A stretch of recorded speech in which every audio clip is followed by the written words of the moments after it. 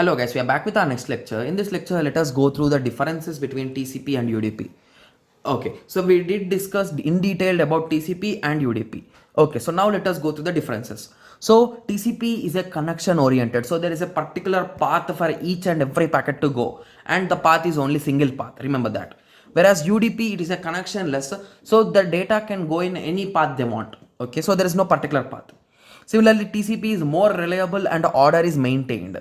UDP is less reliable and order is not maintained. So we cannot say it is not maintained, may not be maintained. Because if the particular packet, if assume that there are two packets and the first packet chooses the longest path and the second packet chooses the shortest path.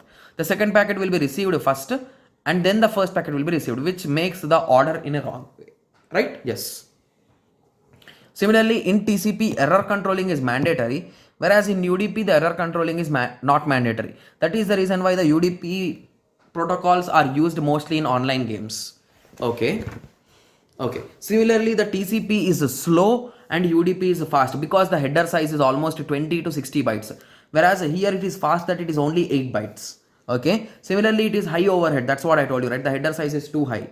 Whereas here it is low overhead because the low header size is too low. Similarly, flow control and congestion control is possible, whereas here anything is not possible. The best example is nothing but TCP, HTTP, FTP, SMTP, MIME. You can write multiple protocols, guys. Whereas in UDP, you can write DNS, and you can write some kind of applications only directly. Okay. So this is the small explanation or differences between TCP and UDP. So I hope everyone got some basic idea about TCP and UDP till now. We discussed about the transport layer. We started with transport layer, then we moved on to TCP, then we moved on to UDP.